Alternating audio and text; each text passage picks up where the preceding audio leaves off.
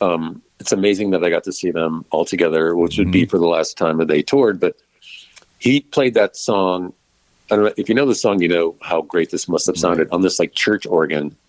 And it's just this, you know, his falsetto is wobbly falsetto, but I can mimic his voice. Maybe that's why I like him so much. But he's it's such a that song slays me every time. It just blindsides me how great it is. So that record has a really big place in my life. But then the Sunbolt record was a record that Jay Farrar put out after Uncle Tupelo broke up. Uncle Tupelo was from St. Louis, Eastern or Western Illinois. Jeff Tweedy was his co-founder, and they made some great records. If you've not listened to them, check it out. Then they broke up, talking about bands fighting on stage. They never threw fists, but they were they were like the married couple that was just throwing darts at each other. And so Trace was the first record he put out after that, and it is absolutely perfect.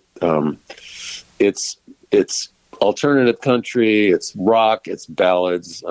It's just a series of one cover, and just him like bloodletting all these ideas he had while he was in a band with someone else that he couldn't do on his own. And it is an eminent record. It's perfect. It is always like by far their best record. They put out tons of records since then. It's like, nope. It's kind of like a rookie having a great year, and then after that, the rest of the league figures them out. And Wilco has gone the other way. So that dynamic is interesting. But those two records on the same day, it's like, what do you call, different brothers, same mother, different mothers, same brothers. It's like kind of we went to the same high school together. Exactly. Those records both hit me the same way, and it's like start to finish perfection. Cool records after the Gold Rush and Sunvolt. Their birthday was September 19th, and now it's time to bid adieu, R.I.P., to a couple of famous artists who passed in the last couple of weeks. One, Tito Jackson of the Jackson 5. Unfortunately, probably best known for Eddie Murphy's comedy routine and his imitation of Michael Jackson when he says, "Give me a tissue, Tito." But anyway, he's part of one of the most iconic bands, singing groups, I guess you'd call them more than a band, singing groups ever.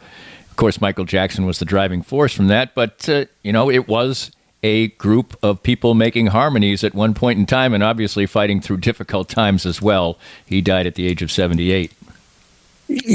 I mean, the whole Jackson family, just Google Janet Jackson now, and it's just going to be more drama. Right. But having watched all the documentaries, I understand. Yeah, I don't know. To be in the position they were in, where they were a band of brothers, and then the youngest of them all just ascended, right? Stratospherically, like just, and they were just sort of left behind. And so there's a lot to absorb there, and I'm not going to judge anybody. I hope they all, I don't know, found some kind of peace or something, like, and they got what they deserve financially. Like everyone was okay. I don't know. That just sounds like a really tumultuous and difficult situation. Well, somebody who probably did fine financially because he wrote a whole bunch of popular songs was J.D. Souther.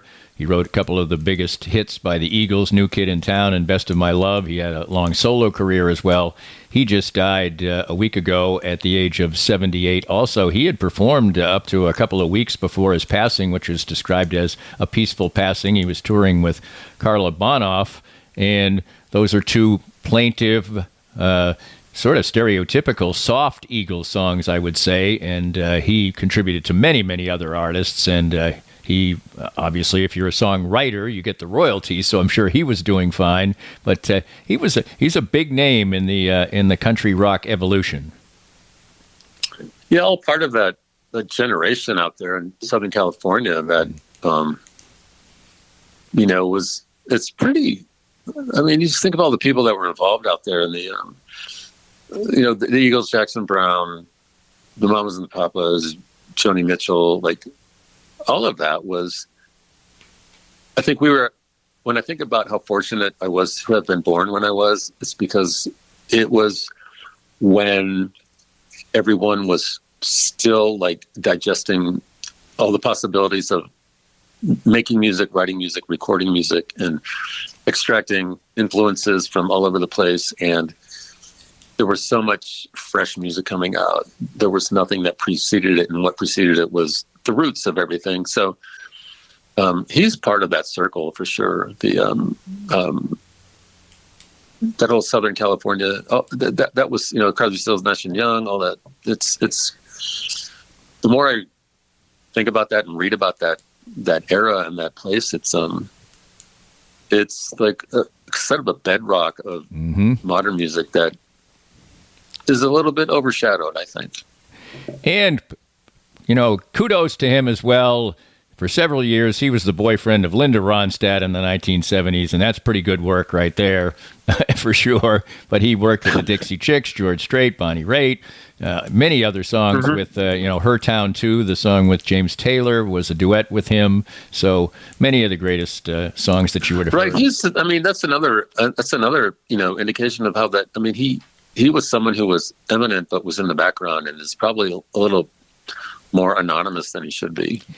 So, R.I.P. to those two. R.I.P. to this edition of Danny and Tim's Music Scene. It was far-flung as usual and interesting and fun for me. And, Tim, we'll do it again in a couple of weeks. Thanks. Looking forward to it. Thanks, Danny. We hope you enjoyed the latest Danny Klingscale Reasonably Irreverent podcast. Come back soon for something fresh and new.